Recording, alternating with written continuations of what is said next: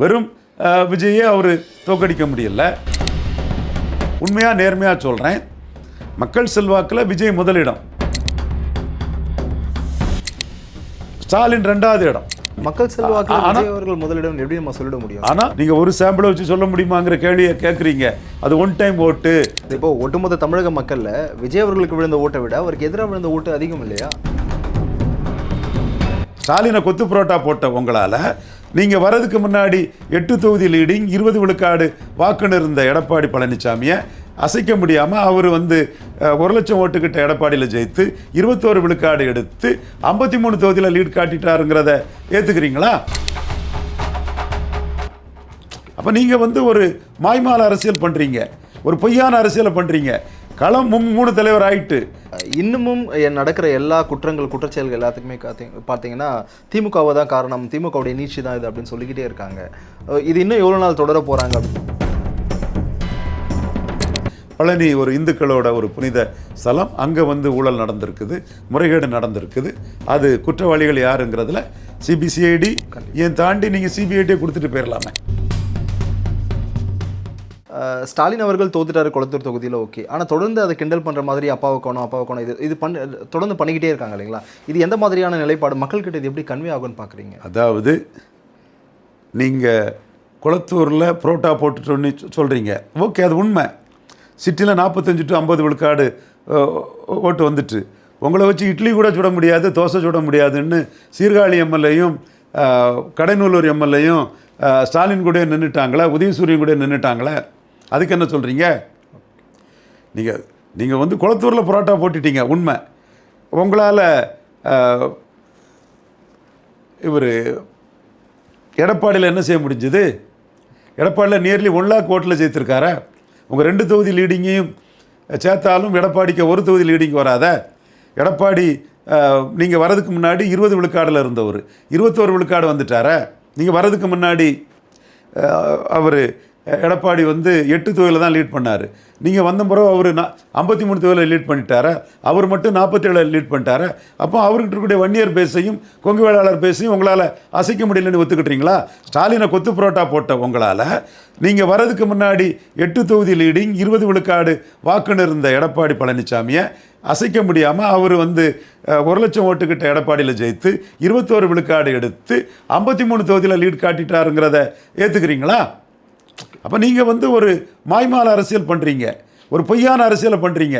களம் 3 தலைவர் ஆயிட்டு நீங்கள் முதலிடத் தலைவர், 2வது இடத் தலைவர் ஸ்டாலின், 3வது இடத் தலைவர் எடப்பாடி பழனிசாமி. நீங்கள் எடப்பாடி பழனிசாமின்னு ஒருத்தர் இல்லாதது மாதிரி நீங்கள் ஒரு அரசியலை பண்ணுறீங்கன்னா உங்களை நீங்களே ஏமாற்றிக்கிடுறீங்க.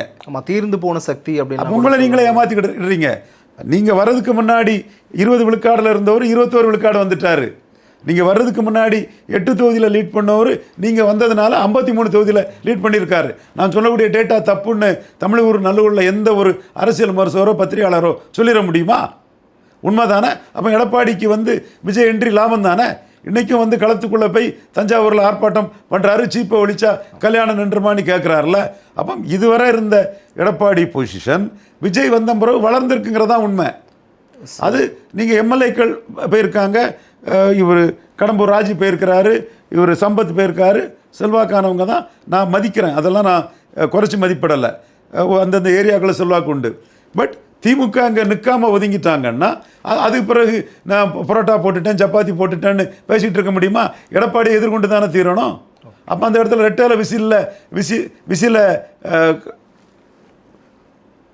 விசில கரூர், பெருந்துறை, தாராபுரம், மதுராந்தகம் 4 தொகுதியில் விசில ரெட்டையில மிஞ்சதுக்கு வாய்ப்பு இருக்க. நிர்மல்குமார் அவர்கள் பேசும்போது கூட என்ன சொன்னார் அப்படின்னா, அதிமுகனா எந்த அதிமுகவை கேட்குறீங்க? எடப்பாடி அவர்களுடைய அதிமுக கேட்குறீங்களா, திமுகவுடைய அதிமுகவை கேட்குறீங்களா? ஏன் அப்படின்னா சட்டப்பேரவையில் இவங்களுக்கு ஒன்றுனா அவங்க பேசுகிறாங்க, அவங்களுக்கு ஒன்றுனா இவங்க பேசுகிறாங்க அப்படின்ற மாதிரி ஒரு கருத்தை முன் வச்சு. இது இயல்பானது தானே. நீங்கள் இந்த 2 பேரும் விஜய்க்கு இணையான தலைவர்கள் கிடையாது. இன்றைக்கி செல்வாக்கு வளையத்தில் எக்ஸ்பீரியன்ஸ் இருக்குது.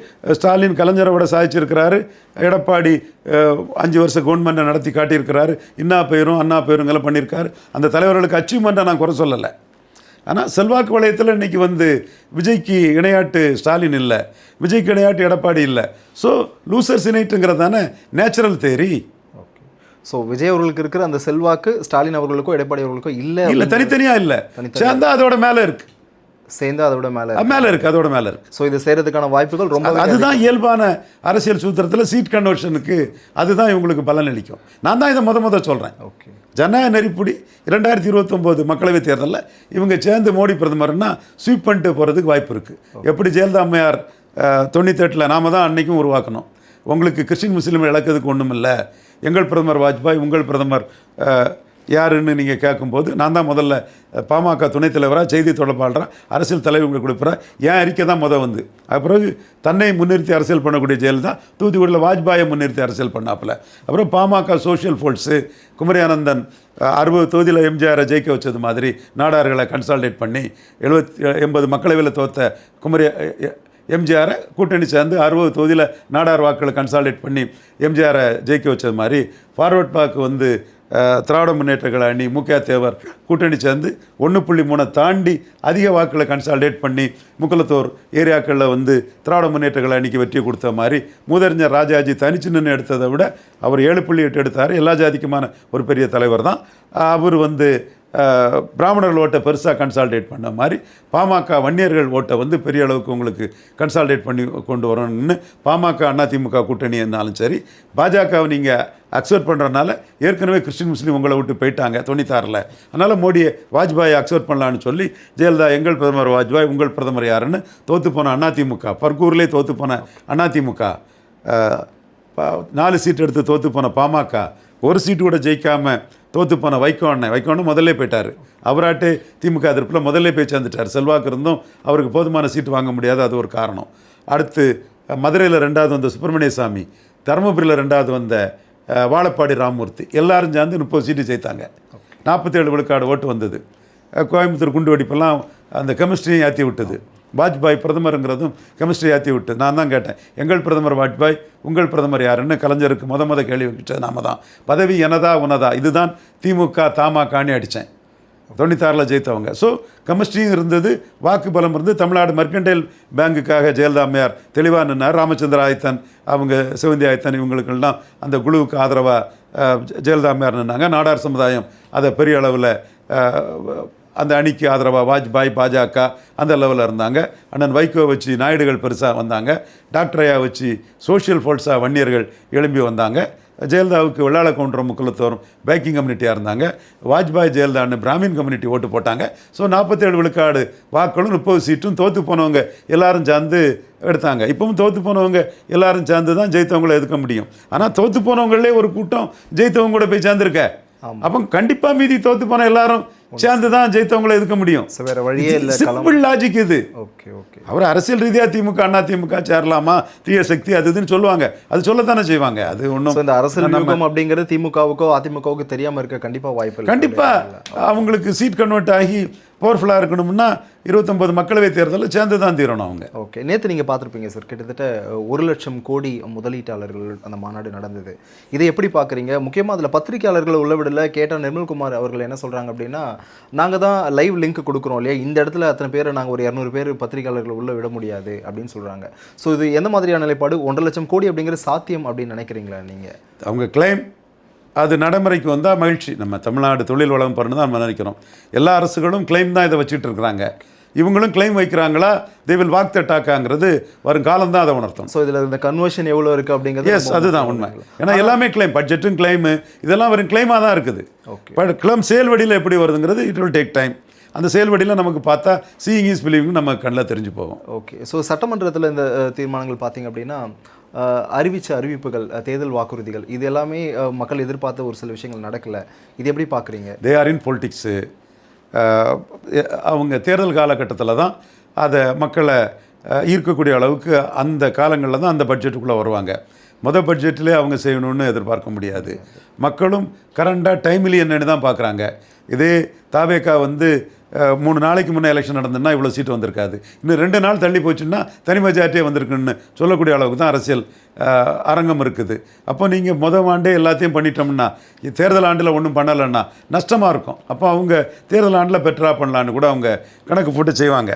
ஸோ கண்டிப்பாக அவங்க ஒரு வியூகத்தோடு தான் ஒரு வியூகத்தோடு தான் பண்ணுறீங்க. ஸோ இப்போ தொடர்ந்து பார்த்தீங்க அப்படின்னா இன்னமும் நடக்கிற எல்லா குற்றச்செயல்கள் எல்லாத்துக்குமே பார்த்தீங்கன்னா திமுகவை தான் காரணம், திமுகவுடைய நீட்சி தான் இது அப்படின்னு சொல்லிக்கிட்டே இருக்காங்க. இது இன்னும் எவ்வளோ நாள் தொடர போகிறாங்க அப்படின்னு நினைக்கிறீங்க? ஏற்கனவே திமுக காரணம் இல்லை, ஆனால் மக்கள் மத்தியில் திமுக காரணங்கிற ஒரு பிரச்சாரத்தில் நம்ப வச்சுட்டாங்க. அது திமுக அதை வந்து போதுமான அளவு அதை எதிர்கொள்ளலை. திமுக காம்ப்ளசண்டாக 50 விழுக்காடு வாக்குக்கு மேலே இருக்குது, அர்த்தமெட்டிக்கில் ஜெயித்துருவோம்னு நினச்சாங்க. இப்படி ஒரு இது நானும் கூட அதை ரெட்ராஸ்பெக்டிவாக திமுக குறை சொல்ல முடியாது. நானும் கூட அதை தான் திமுகவுக்கு உள்ள அர்த்தமெட்டிக் ஸ்ட்ரெங்த்தை நானும் கூட நம்பினேன். பட் இவங்க வந்து திமுகவுக்கு எதிரான பிரச்சாரத்தில் தாவேக்கா பெரிய அளவுக்கு வந்து இந்த செக்ஷுவல் அஃபென்ஸ் எல்லாம் வந்து சோஷியல் ப்ராப்ளம். ஆமாம், இப்போவும் அது தொடர்ந்துக்கிட்டு சோஷியல் ப்ராப்ளம். பட் நம்ம அன்னைக்கும் அது சோஷியல் ப்ராப்ளம் தான் சொன்னோம், இன்றைக்கும் சோஷியல் ப்ராப்ளம் தான் சொல்கிறோம். அன்னைக்கு அது திமுகவுக்கு காரணம்னு சொன்னாங்க, இன்னைக்கு தாவேக்கா காரணம் நான் சொல்ல விரும்பலை. அன்னைக்கும் திமுக காரணம் இல்லை, இன்றைக்கும் தாவேக்கா காரணம் இல்லை. பட் தாவேக்கா காரங்க கிளவராக அன்னைக்கு திமுக காரணம்னு சொல்லி மக்களை நம்ப வச்சுட்டாங்க. தொடர்ந்து ஊழல் புகார்களில் பார்த்திங்க அப்படின்னா திமுகவுடைய முன்னாள் அமைச்சர்கள் எல்லாமே மாட்டிட்டு வராங்க. இப்போது நேற்று கூட அறப்போர் இயக்கம் என்ன பண்ணியிருக்காங்கன்னா, ஏவவேலு அவர்கள் வந்து கிட்டத்தட்ட 8 கோடி அளவில் மணல் திருட்டில் ஒரு புகார் கொடுத்துருக்காங்க. ஸோ இது பின்னடைவாக இருக்குமா திமுகவுக்கு? ஊழலுக்கு எதிரான இதை சட்டம் தன் கடமை செய்யட்டும். அறப்போர் இயக்கம் அந்த நண்பர்கள் பேர் சொல்லுங்கள். திரு ஜெயராமன் வேறு சொல்லுங்கள், அவங்க சொல்லுங்கள். ராதாகிருஷ்ணன் சொல்லுங்கள். ஜாகிர் அப்படின்னு ஒருத்தர், ஜாகிர் எல்லாமே ஃபைட்டராக இருக்கிறாங்க, அவங்கள பாராட்டுறேன். அறப்போர் இயக்கம் இது அமிக்கஸ் கூறிய வரக்கூடிய அந்த அட்வொகேட்ஸ் எல்லாமே நேர்மையாக ஃபைட் பண்ணுறாங்க. அவங்க ஃபைட்டை பண்ணிட்டு அது சட்டம் தன் கடமை செய்யிட்டு. அறப்போர் இயக்க சகோதரர்கள் வந்து நேர்மையாக ஃபைட் பண்ணுறதா தான் நான் பார்க்குறேன். ஏன்னா நிறைய காலம் பார்த்துட்ருக்குறேன், இப்படி ஒரு இயக்கம் இருந்து ஊழலை மக்கள் நலன் சார்ந்து வெளியே கொண்டு வர்றது ஒரு வரவேற்கத்தக்க விஷயம். எந்தெந்த அளவுக்கு அதுக்காக நம்ம வெறும் இதை வச்சே யாரையும் நம்ம வந்து குற்றம் நிரூபிக்கப்பட்டவராக கருதாண்டாம்.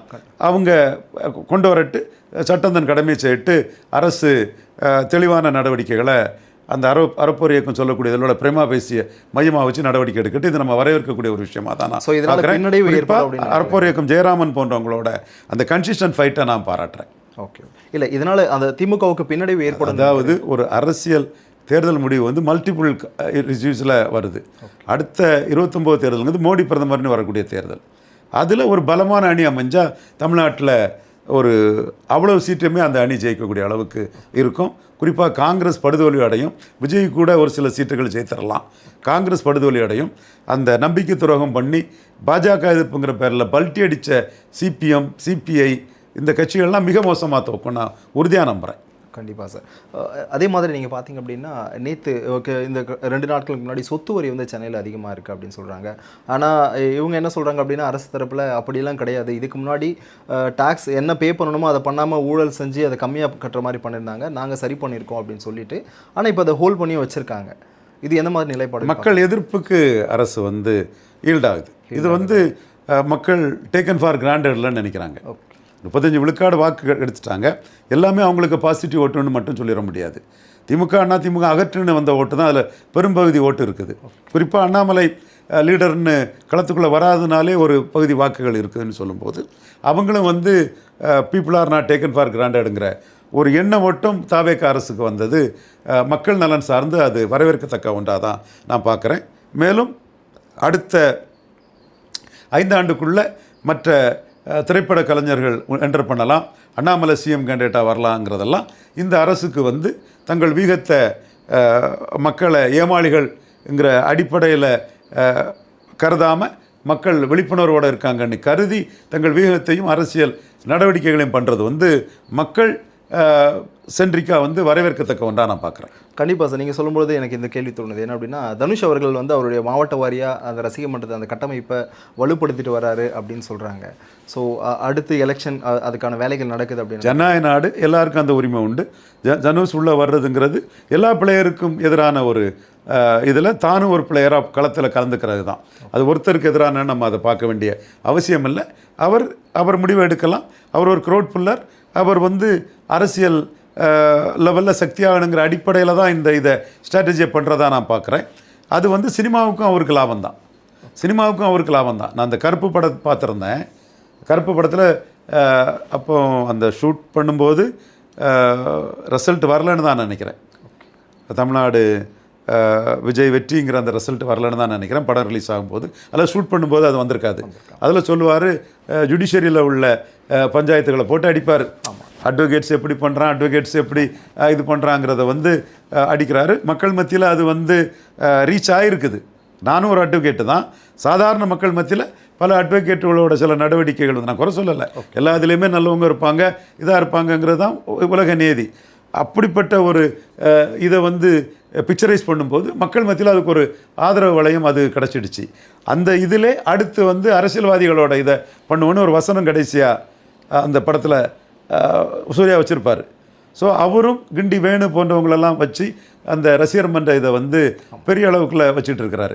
இப்போ ராஜ்மோகன் மந்திரி ஆனதும், புஷி ஆனந்த் மந்திரி ஆனதும், மோகன்தாஸும் நான் மந்திரி ஆகலான்னு நம்புறாரு, சுப்பிரமணிய சிவாவும் நான் மந்திரி ஆகலான்னு நம்புறாரு. ஸோ இது வந்து இயல்பான ஒரு அதாவது விஜய் கேட்டை திறந்து விட்டுட்டார். ஓகே, விஜய் கேட்டை திறந்து விட்டுட்டார். ஒவ்வொரு காலகட்டமும் ஒவ்வொரு மாற்றங்களை வந்து ஒவ்வொருத்தர் தான் பண்ணுறாங்க. அப்போ விஜய் வந்து இன்னைக்கு கேட்ட பெரிய அளவில் திறந்து விட்டுட்டார். சாதாரண சாமானியவர்களும் வந்து எம்எல்ஏ ஆக முடியும்னு கொண்டு வரும்போது அந்த அந்த எண்ண ஓட்டம் வந்து சுப்பிரமணிய சிவாவுக்கு வருது, மோகன்தாஸுக்கு வருது. இப்படி எக்கச்சக்கமான பேருக்கு வந்து ஐயோ நம்ம விஜய்கிட்ட டிக்கெட் வாங்காமல் போயிட்டோமே. ஏன்னா விஜய்கிட்ட டிக்கெட் வாங்கினவங்கள்லாம் திமுக அண்ணா திமுகவில் வாய்ப்பு இல்லாதவங்க. அரசு ஆறுமுகம்னாலும் சரி, ரெட்டியார்பட்டி நாராயணன்னாலும் சரி, செங்கோட்டையன்னாலும் சரி, திமுக அண்ணா திமுக நீக்கப்பட்டவர். இப்போ திமுக அண்ணா திமுகவில் வாய்ப்பே இல்லாதவங்க தான் விஜய்கிட்ட டிக்கெட் வாங்கினாங்க. அப்போ திமுக அண்ணா திமுகவில் வாய்ப்பு இருந்தவங்க என்ன நினச்சாங்க, திமுக ஜெயிக்கும், அண்ணா திமுக அடுத்து ஜெயிக்கும், விஜய்க்கு இன்னும் வாய்ப்பு இல்லை, விஜய்கிட்ட இருந்தால் அடுத்த கட்டம் தான் அரசியல் பார்க்கணும். அப்போ நின்னவங்க வேறு ஆப்ஷன் பிசிகாவில் இருந்து தான் அவர் போனார். ஒரு சின்ன கட்சியில் இருந்து தான் அங்கே போனார். அப்போ வேறு ஆப்ஷன் இல்லை அவருக்கு. இவர் இன்னைக்கு இந்த சட்ட அமைச்சராக இருக்கிறார தம்பி, இவர் பெருமலைக்கல்லூர் வகுப்பை சேர்ந்த தம்பி, மதுரைக்காரர் நிர்மல்குமார், அவரும் வேறு பெரிய கட்சிகளில் வாய்ப்பு இல்லாமல். ஸோ இவங்களுக்கெல்லாம் அது வந்து ஒரு பெரிய ஒரு வாய்ப்பை கொடுத்துட்டுன்னு சொல்லும்போது இது வந்து ரிப்பீட் ஆகுங்கிற எண்ணம் மற்ற நடிகர்களின் ரசிகர் மன்ற எல்லாருமே பர்வேஸ் மாதிரி நம்ம லோக்கலில் பெரிய ஆளுங்கிற மாதிரி தான் மற்ற நடிகர்களுக்கு ரசிகர்களும் நினச்சிட்டு இருக்கிறாங்க. ஸோ இது வந்து மக்கள் தான் தீர்ப்பளிக்கணும். பட் இவங்களுக்கு விஜய்க்கு வெற்றி ஒரு ஹோப்பை கொடுத்துருக்கு. அவங்க வந்து நாளை நம்பிக்கை அரசியலில் 31 என்டர் பண்ணலாங்கிற ஒரு எண்ணம் கொடுத்துருக்குது. இதை வந்து ஜஸ்ட் லைக் தட்டு திமுகவும் அண்ணா திமுகவும் கருதக்கூடாது. விஜய் கருதலன்னு எனக்கு தெரியும். திமுகவும் அண்ணா திமுகவும் இப்படி ஒரு சிஎம் கேண்டிடேட் 31 வருவாங்கங்கிறத ஸ்டாலினும் எடப்பாடியும் வந்து இது ஒன்றுமே இல்லைன்னு அவங்க கருதுனாங்கன்னா அவங்க தான் அலர்ட்டாக இருக்கணுங்கிறது என்னோட கருத்து. விஜயை விட ஸ்டாலினும் எடப்பாடியும் தான் இந்த நியூ இன்டர்வியூவில் வந்து அலர்ட்டாக இருக்கணுங்கிறது என்னுடைய கருத்து. கண்டிப்பாக சார். இப்போது திருமாவளவன் அவர்கள் விடுதலை சிறுத்தைகளில் இருக்கும், ஆதவ அர்ஜுனா விடுதலை சிறுத்தைகளில் இருக்கும் பொழுது கட்சிக்கு எதிராக பேசினார் அப்படின்னா, அந்த கூட்டணி கட்சிக்கு எதிராக பேசினார் அப்படின்னு அவர் அந்த கட்சியை விட்டு கொஞ்ச நாள் பனிஷ்மெண்ட்லாம் பண்ணாங்க. ஆனால் இப்போ தொடர்ந்து ஆளும் ஷானவாஸ் அவர்கள் பேசிக்கிட்டு இருக்காங்க, கட்சிக்கு ஆப்போசிட்டாக தான் பேசிக்கிட்டு இருக்காங்க, ஆளும் கட்சிக்கு எதிராக. ஆனால் இவங்க நடவடிக்கை எடுக்க தயங்குறதுக்கான காரணம் என்னவா இருக்கும்? சோதரர் தொல்துருமா லாங் ரோப் கொடுப்பார் எதுக்கும். ஓகே, எடுத்தேன் கவிழ்த்தேன்னு எதுவும் செய்ய மாட்டார். லாங் ரோப் கொடுத்து தான் செய்வார். ஆளூர் ஷானவாஸ் வந்து ஒரு திமுக சென்ட்ரிக்காக இருக்கிறார். பட் ஆளூர் நவாஸுக்கும் அந்த திமுகவில் வந்து இப்போ தாவேக்கான ஒரு புதிய கட்சியில் ஆதவ அர்ஜுனாவுக்கு வாய்ப்பு கிடச்சி மேலே போனார் இல்லையா, அதே மாதிரி ஷானவாஸுக்கு அப்படி ஒரு வாய்ப்பு கிடைக்கிறதுக்குள்ள சாத்தியக்கூறுகள் இல்லை. ஏன்னா திமுக பெரிய கட்சி, அங்கே பவர் பொலிட்டிக்ஸில் இப்போ எல்லோரும் இருக்கிறாங்க. ஸோ ஆதவ அர்ஜுனா போன கட்சி இன்னைக்கு ஆளுங்கட்சி, அன்னைக்கு அதோட நிலைமையில் ஆதவ அர்ஜுனா போனதே லீடருக்கு மெரிட்டுங்கிற லெவலில் வருது. அதில் ஆதவ அர்ஜுனா ஷைன் பண்ணிட்டார். அது மாதிரி நிர்மல்குமார் அன்னைக்குள்ளே ஷைன் பண்ணிட்டார். இப்போ இவருக்கு வந்து எஸ்டாப்ளிஷ் பார்ட்டிக்குள்ளே அந்த மாதிரி ஒரு இடம் வந்து புதியவங்களுக்கு கிடைக்குமாங்கிறது டவுட்டு. ஆளூர் ஷானவாஸ் என் தம்பி, நல்ல திறமையான தம்பி, நல்ல அறிவு இதாக உள்ளவன். கொள்கை ரீதியில் நான் வேறு, அவன் வேறு, அது வேறு விஷயம். அது நம்ம இதில் தெளிவாக இருக்கும். மற்றபடி நல்ல திறமை, பழகுறதுக்கு இனிய ஒரு தன்மை கொண்ட ஒரு தம்பி தான். திமுகவுக்குள்ளே வந்து நிர்மல்குமாருக்கும் ஆதவ அர்ஜுனாவுக்கும் கிடைச்ச மாதிரி ஒரு புது கட்சியில் கிடைச்ச மாதிரி ஒரு எஸ்டாப்ளிஷ் பார்ட்டியில் கிடைக்க வாய்ப்பில்லை. ஆனால் அவருக்கு வந்து 31 வந்து வேலுமணிக்கு ஒரு ஸ்டார்ட் அப் பார்ட்டியில் பெரிய இடம் கிடச்சிரும். இவர் சிவி சண்முகத்துக்கு கிடச்சிரும். ஏன்னா அவங்களுக்கு லோக்கல் செல்வாக்கு இருக்குது. அவர் தருமபுரி அதிமுக மாவட்ட செயலாளராக இருந்து இப்போ எம்எல்ஏ இருக்கிறாரு, அவருக்கு கிடைச்சிரும். இப்படி பலருக்கும் கிடைக்கிற லெவலில் ஒரு ஸ்டார்ட் அப் பார்ட்டியில் இவர் ஆளூர் ஷானவாஸுக்கு கிடைக்க வாய்ப்பு இருக்குது. ஆனால் ஒரு எஸ்டாப்ளிஷ் பார்ட்டியில் அவருக்கு கிடைக்குமானா I have my own doubt. Okay, இறுதி என்னுடைய கேள்வி சார், இந்த 100 நாட்கள் நெருங்கி தாவைக்க அரசு அவங்க சொல்கிற மாதிரி வெற்றியை நோக்கி வெற்றி தமிழ்நாடா இல்லை எதை நோக்கி போயிட்டுருக்கு? அவங்க கிளைம் பண்ணுறாங்க, மற்றவங்க அதை நெகட்டிவாக கிளைம் பண்ணுறாங்க. ஜனநாயகத்தில் மக்கள் எஜமானர்கள், மக்கள் தான் முடிவு பண்ணணும். ஓகே, ஸோ இந்த ஆட்சி அப்படிங்கிறது சரியான பாதையில் போயிட்டுருக்குன்னு நினைக்கிறீங்களா? ஆட்சிங்கிறது வந்து ஒன்றும் ஆட்சியை வந்து பெருசாக குறை சொல்றதுக்கு ஒன்றும் பெருசாக இல்லை. ஊழலை ஒழிக்கணும்னு நினைக்கிறாங்க. அது தெரியுது, அந்த நிலைப்பாடு தெரியுது. தெரியுது. ஊழல் குறைஞ்சிருக்கு அப்படின்னு சுத்தமாக குறைஞ்சிருச்சுன்றார் விஜய் அவர்கள். குறைஞ்சிருச்சுங்களா? சுத்தமாக எல்லாம் குறையாது. பட் விபி சிங்க்கு இருந்த மாதிரி ஒரு நல்ல நோக்கம் இவங்களுக்கு இருக்கதை நம்ம பாராட்டி தான் ஆகணும். சும்மா எதை எடுத்தாலும் கண்ணை மூடிட்டு எதிர்க்க வேண்டிய அவசியம் இல்லை. பட் நான் இந்த இடத்துக்குள்ளே மீண்டும் தாவேக்காவுக்கு ஒரு பொருத்தி சொல்கிறது என்னென்னா, சிபிஐக்கு வந்து ஆம்ஸ்ட்ராங் வழக்கை கொடுத்துருக்கீங்க, நியாயம் சரி. ஆம்ஸ்ட்ராங் வந்து ஒரு பெரிய குட் சமரிட்டரியன், எத்தனை பேரை இது பண்ணவர். அவருடைய கொலையில் வந்து பல மர்மங்கள் இருக்க வாய்ப்பு இருக்குது. அதை சிபிஐக்கு கொடுக்கணுங்கிறது வந்து ஏற்றுக்கொள்ளத்தக்கது தான். இன்றைக்கி சிபிஐக்கு வழக்கு கொடுங்கன்னு பழனி கோயில் வாரத்தை எடப்பாடி பழனிசாமி கேட்டார், திமுகவும் கேட்குறாங்க. இதையும் நீங்கள் சிபிஐக்கு கொடுக்குறோன்னு அரசு வக்கீல் சொல்லிட்டாருன்னா இது யாரையும் காப்பாற்றுறதுக்கு விஜய் முயற்சி பண்ணலைங்கிற ஒரு இமேஜ் விஜய்க்கு மேலே ஒரு வெளிப்படைத்தன்மை வெளியே கூடுமே. நான் என்னோட ஒரு கருத்தாக தான் இதை நான் முன் வைக்கிறேன். ஊழலை எதுக்கிற இதில் பல இடங்களில் அது பலருக்கு நன்மை கிடைக்குதுங்கிற கருத்தை பலரும் நம்மகிட்ட சொல்கிறாங்க. அதை நம்ம மறுத்து பேச வேண்டிய அவசியம் நமக்கு இல்லை. அதே இது நம்ம ஒரு கோரிக்கையாட்டி என்ன வைக்கிறோன்னா, பழனி ஒரு இந்துக்களோட ஒரு புனித ஸ்தலம், அங்கே வந்து ஊழல் நடந்திருக்குது, முறைகேடு நடந்திருக்குது. அது குற்றவாளிகள் யாருங்கிறதுல சிபிசிஐடி ஏன் தாண்டி நீங்கள் சிபிஐடியை கொடுத்துட்டு போயிடலாமே. கண்டிப்பாக சார். அது மட்டும் இல்லாமல் திரு விஜய் அவர்கள் சொல்கிற மாதிரி இந்த தூய ஆட்சி தொடரும் அப்படின்னு நினைக்கிறீங்களா? ஏன் அப்படின்னா எதிர்கட்சி என்ன சொல்கிறாங்கன்னா, இது வாய்ப்பே கிடையாது அப்படின்னு சொல்லிட்டு இருக்காங்க. தூய ஆட்சி தொடருமா? அதாவது இதை நான் ஏன் கேட்குறேன் அப்படின்னா, திரு விஜயபாஸ்கர் அவர்கள் உள்ளே போயிருக்காரு, அவர் மேலே ஒரு வழக்கு இருக்குது. ஸோ இந்த பெயர் நிலைக்கும் அப்படின்னு நினைக்கிறீங்களா? அதாவது அரசியல் களத்துக்குள்ளே தூய ஆட்சி தீய சக்திங்கிறதெல்லாம் வெறும் கிளைம் தான். தீய சக்தின்னு சொல்லும் போதே டிஎம்கே அப்போ எழுத்து சொல்லியிருக்கணும். எப்படி எங்களை தீய சக்தின்னு சொல்கிறீங்க, என்ன அடிப்படையில் சொல்கிறீங்கன்னு கேட்டிருக்கணும். இப்போ தான் சட்டசபையில் 5% கமிஷன் சொல்லும்போது, ஆதாரமற்ற குற்றச்சாட்டுன்னு சொல்லும்போது, ஊழல் திமுகன்னு சொல்லும்போது ஆதாரமற்ற குற்றச்சாட்டுங்கிறத இப்போ தான் சொல்கிறாங்க. ஸோ இந்த தீய சக்தி தூய சக்தி இதெல்லாம் கிளைம். ஓகே, அவ்வளோதான். எல்லாரும் அதை கிளைம் பண்ணிக்கிறது தான். கண்டிப்பாக சார். கலந்து கொண்டு உங்களை கருத்துக்களை தெரிவித்தமைக்காக மிக்க நன்றி.